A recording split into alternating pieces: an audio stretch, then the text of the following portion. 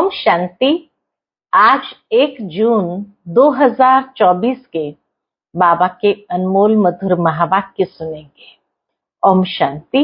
मीठे बच्चे, तुम सब आपस में रूहानी भाई भाई हो। तुम्हारा रूहानी प्यार होना चाहिए। आत्मा का प्यार आत्मा से हो, जिस्म से नहीं। आज की मुरली से प्रश्न है, बाप ने अपने घर की वंडरफुल बात कौन सी सुनाई है? उत्तर है, जो भी आत्माएं मेरे घर में आती है वह अपने अपने सेक्शन में अपने नंबर पर फिक्स होती है। वह कभी भी हिलती डुलती नहीं। वहां पर सभी धर्म की आत्माएं मेरे नजदीक रहती है।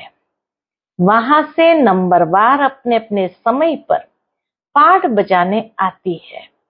यह वंडरफुल नॉलेज इस समय कल्प में एक ही बार तुम्हें मिलती है। दूसरा कोई यह नॉलेज नहीं दे सकता। ओम शांति। बाप बैठ बच्चों को समझाते हैं। बच्चे जानते हैं हम आत्माओं को बाप समझाते हैं और बाप अपने को आत्माओं का बाप समझते हैं। शिव बाबा भी अपने को आत्माओं का बाप समझते हैं। ऐसे कोई समझते नहीं और न कोई कभी समझाते हैं कि अपने को आत्मा समझो। यह बाप ही आत्माओं को बैठ समझाते हैं। इस ज्ञान की प्रारब्ध तुम नई दुनिया में लेने वाले हो, नंबरवार पुरुषार्थ अनुसार। यह भी कोई सभी को याद नहीं रहता कि ये दुनिया बदलने वाली है। बाबा कहे, इतना जल्दी याद नहीं पड़ जाता कि अब ये दुनिया बदलने वाली है। बदलाने वाला बाप है। यहाँ तो सन्मुख बैठे हैं। जब घर में जाते हैं तो सारा दिन अपने धंधे आदि में ही लग जाते हैं। बाप की श्रीमत है, बच्चे कहाँ भी रहते तुम मुझे याद करो। जैसे कन्या होती है तो वो जानती नहीं कि हमको कौन पति मिलेगा। चित्र देखती है तो उनकी याद ठहर जाती है। कहाँ भी रहते एक दो को दोनों याद करते हैं। इसको कहा जाता है जिस्मानी प्यार। यह है रूहानी प्यार। रूहानी प्यार किसके साथ? बच्चों का रूहानी बाप के साथ और बच्चों का बच्चों के साथ। तुम बच्चों का आपस में भी बहुत प्यार होना चाहिए। यानी आत्माओं का आत्माओं के साथ भी प्यार चाहिए। यह शिक्षा भी अभी तुम बच्चों को मिलती है। दुनिया के मनुष्य को कुछ भी पता नहीं है। तुम सब भाई भाई हो तो आपस में जरूर प्यार होना चाहिए, क्योंकि एक बाप के बच्चे हो ना। इसको कहा जाता है रूहानी प्यार। ड्रामा प्लान अनुसार सिर्फ पुरुषोत्तम संगम युग पर ही रूहानी बाप आकर रूहानी बच्चों को सन्मुख समझाते हैं और बच्चे जानते हैं कि बाप यहाँ आए हुए हैं। हम बच्चों को गुलगुल पवित्र पतित से पावन बनाकर साथ ले जाएंगे। ऐसे नहीं कि कोई हाथ से पकड़ कर ले जाएंगे। ये नहीं कि बाबा कोई हाथ से पकड़ कर ले जाते हैं। सभी आत्माएं ऐसे उड़ेंगी जैसे टिड्डियों का झुंड जाता है। उन्हों का भी कोई गाइड होता है। गाइड के साथ और भी गाइड्स होते हैं जो फ्रंट में रहते हैं। सारा झुंड जब इकट्ठा जाता है तो बहुत आवाज होती है। टिड्डियों की भी आवाज बहुत होती है। सूर्य की रोशनी को भी ढक देते हैं। इतना बड़ा झुंड होता है। तुम आत्माओं का तो कितना बड़ा अनगिनत झुंड है, कभी गिनती नहीं कर सकते। यहाँ मनुष्य की गिनती नहीं कर सकते। भल आदमशुमारी निकालते हैं, वह भी एक्यूरेट नहीं निकालते हैं। आत्माएं कितनी है वह हिसाब कभी निकाल नहीं सकते। अंदाज लगाया जाता है कि सतयुग में कितने मनुष्य होंगे, क्योंकि सिर्फ भारत ही रह जाता है। तुम्हारी बुद्धि में है कि हम विश्व के मालिक बन रहे हैं। आत्मा जब शरीर में है तो उसको क्या कहेंगे? आत्मा जब शरीर में है तो जीव आत्मा है, तो दोनों इकट्ठे सुख अथवा दुख भोगते हैं। शरीर और आत्मा दोनों इकट्ठे सुख व दुख भोगते हैं। ऐसे बहुत लोग समझते हैं कि आत्मा ही परमात्मा है, वह कभी दुख नहीं भोगती, निर्लेप है। बहुत बच्चे इस बात में भी मूंझते हैं कि हम अपने को आत्मनिश्चय तो करें, लेकिन बाप को कहाँ याद करें। यह तो जानते हो बाप परमधाम निवासी है। बाप ने अपना परिचय दिया हुआ है। कहाँ भी चलते फिरते बाप को याद करो। बाप रहते हैं परमधाम में, तुम्हारी आत्मा भी वहां रहने वाली है, फिर यहाँ पाठ बजाने आती है। यह भी ज्ञान अभी मिला है। जब तुम देवता हो वहां तुमको ये याद नहीं रहता कि फलाने फलाने धर्म की आत्माएं ऊपर में है, ऊपर से आकर यहाँ शरीर धारण कर पाठ बजाती है। ये चिंतन वहां नहीं रहता।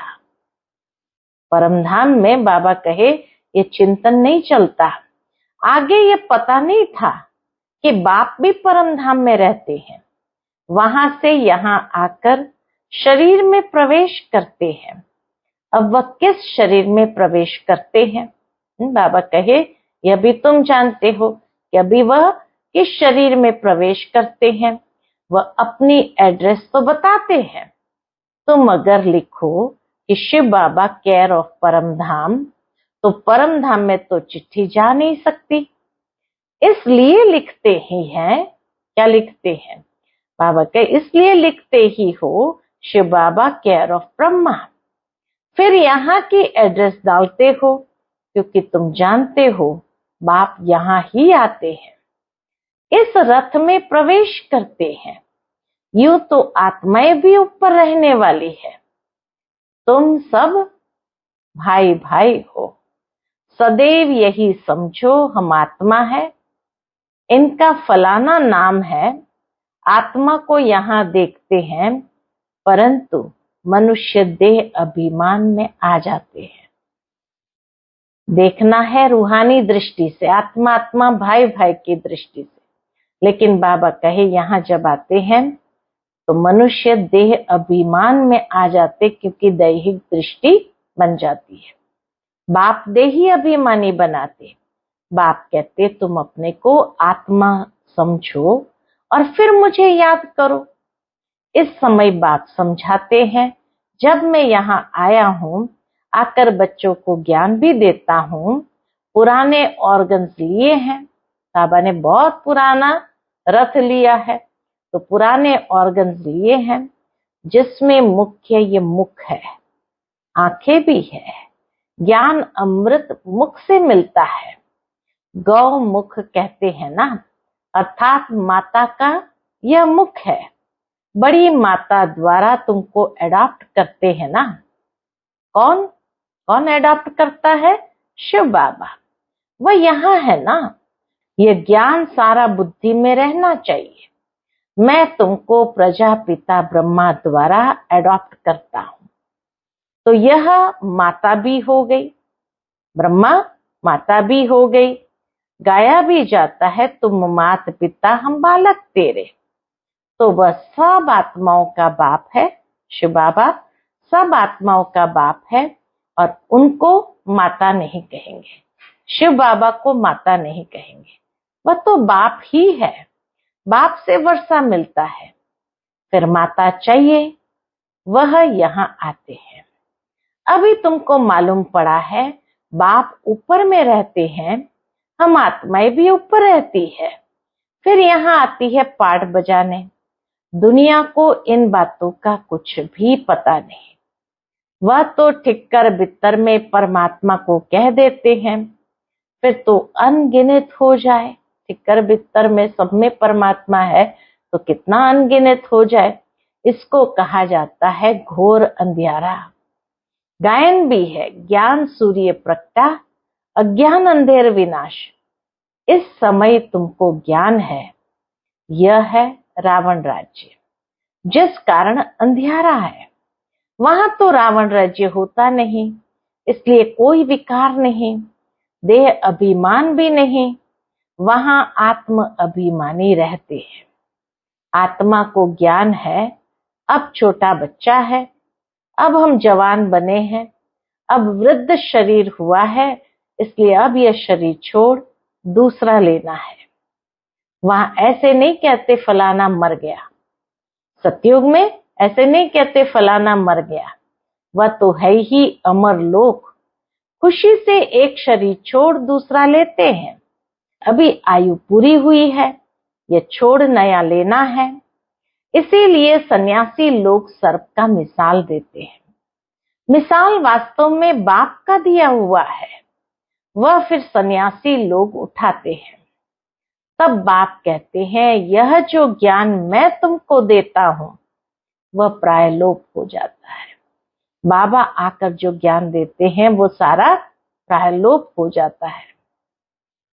बाप के अक्षर भी है तो चित्र भी है, परंतु जैसे आटे में नमक। तो बाप बैठ अर्थ समझाते हैं। जैसे सर्प पुरानी खाल छोड़ देता है और नई खाल आ जाती है, उनके लिए ऐसे नहीं कहेंगे एक शरीर छोड़ दूसरे में प्रवेश करते हैं। नहीं, खाल बदलने का एक सर्प का ही मिसाल है। वही अपनी खाल बदलता है। वह खाल उनकी देखने में भी आती है। जैसे कपड़ा उतारा जाता है, वैसे सर्प भी खाल छोड़ देता है, दूसरी मिल जाती है। सर्प तो जिंदा ही रहता है, ऐसे भी नहीं सदैव अमर रहता है। 2-3 खाल बदली कर फिर मर जाएगा। एक सर्प बाबा कहे 2-3 बार खाल बदली करके फिर मर जाएंगे। वहां भी तुम समय पर एक खाल छोड़ दूसरी ले लेते हो। जानते हो अभी हमको गर्भ में जाना है। वहां तो है ही योग बल की बात। योग बल से तुम जन्मते हो, इसलिए अमर कहा जाता है। आत्मा कहती है, अब हम बूढ़ा हो गया हूं, शरीर पुराना हुआ है, साक्षात्कार हो जाता है, अब हम जाकर छोटा बच्चा बनूंगा। आपे ही शरीर छोड़ आत्मा भाग कर जाए, छोटे बच्चे में प्रवेश करती है। उस गर्भ को जेल नहीं, महल कहा जाता है। पाप तो कोई होते नहीं जो भोगना पड़े। सतयुग में पाप तो कोई होते नहीं जो भोगना पड़े। गर्भ महल में आराम से रहते हैं, दुख की कोई बात नहीं। न कोई ऐसी गंदी चीज खिलाते हैं जिससे बीमार हो जाए। अब बाप कहते, बच्चे तुमको निर्वाण धाम में जाना है। यह दुनिया बदलनी है, पुरानी से फिर नई होगी। हर एक चीज बदलती है। झाड़ से बीज निकलते हैं, फिर से बीज लगाओ तो कितना फल मिलता है। एक बीज से कितने दाने निकलते हैं। सतयुग में एक ही बच्चा पैदा होता है योग बल से। यहाँ विकार से 4-5 बच्चे पैदा करते हैं। सतयुग और कलयुग में बहुत फर्क है जो बाप बतलाते हैं। नई दुनिया फिर पुरानी कैसे होती है, उसमें आत्मा कैसे 84 जन्म लेती है, यह भी समझाया है। हर एक आत्मा अपना अपना पार्ट बजाकर फिर जब जाएगी तो अपनी अपनी जगह पर जाकर खड़ी रहेगी। परमधाम में हर कोई अपनी अपनी जगह पर जाकर खड़े रहेंगे। जगह बदलती नहीं है।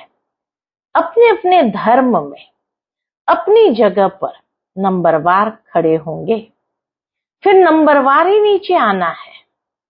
यह सारा परमधाम का सिस्टम बाबा समझाते हैं। फिर नंबरवार ही नीचे आना है। इसलिए छोटे छोटे मॉडल्स बनाकर रखते हैं मूल वतन के। सब धर्मों का अपना अपना सेक्शन है। देवी देवता है पहला धर्म, फिर नंबरवार आते हैं, नंबरवार ही जाकर रहेंगे। तुम भी नंबरवार पास होते हो, उन मार्क्स के हिसाब से जगह लेते हो। यह बाप की पढ़ाई कल्प में एक ही बार होती है। ये बाप की पढ़ाई कल्प में एक ही बार होती है। तुम आत्माओं का कितना छोटा सिजरा होगा। जैसे तुम्हारा इतना बड़ा झाड़ है, तुम बच्चों ने दिव्य दृष्टि से देखकर फिर यहाँ बैठकर चित्र आदि बनाए हैं। आत्मा कितनी छोटी है, शरीर कितना बड़ा है, सब आत्माएं वहां जाकर बैठेगी। परम धाम में हर कोई बैठेंगे। बहुत थोड़ी जगह में नजदीक में जाकर रहते हैं। मनुष्य का झाड़ कितना बड़ा है। मनुष्य को तो जगह चाहिए ना, चलने फिरने, खेलने, पढ़ने, नौकरी करने की, सब कुछ करने की जगह चाहिए। निराकारी दुनिया में आत्माओं की छोटी जगह होगी, इसलिए इन चित्रों में भी दिखाया है। बना बनाया नाटक है। शरीर छोड़कर आत्माओं को वहां जाना है। तुम बच्चों की बुद्धि में है कि हम वहां कैसे रहते हैं, परम धाम में हम सभी कैसे रहते हैं, और दूसरे धर्म वाले कैसे रहते हैं, फिर कैसे अलग अलग होते हैं नंबरवार। ये सब बातें तुमको कल्प कल्प एक ही बाप आकर सुनाते हैं। बाकी तो सभी है जिस्मानी पढ़ाई, उनको रूहानी पढ़ाई नहीं कह सकते हैं। अभी तुम जानते हो, बाबा कहे अभी तुम जानते हो। क्या जानते हैं? हम आत्मा है। आई माना आत्मा, माय माना मेरा यह शरीर। कितना सिंपल तरीके से बाबा हम बच्चों को समझाते। आई माना आत्मा, माय माना मेरा यह शरीर है। मनुष्य ये नहीं जानते, उन्हों का तो सदैव दैहिक संबंध रहता है। सतयुग में भी दैहिक संबंध होगा, परंतु वहां तुम आत्म अभिमानी रहते हो। ये पता पड़ता है कि हम आत्मा है, ये हमारा शरीर अवृद्ध हुआ है, इसलिए हम आत्मा एक शरीर छोड़ दूसरा लेते हैं। इसमें मूंझने की भी कोई बात नहीं है। तुम बच्चों को तो बाप से राजाई लेनी है, जरूर बेहद का बाप है ना। मनुष्य जब तक ज्ञान को पूरा नहीं समझते हैं, तब तक अनेक प्रश्न पूछते हैं।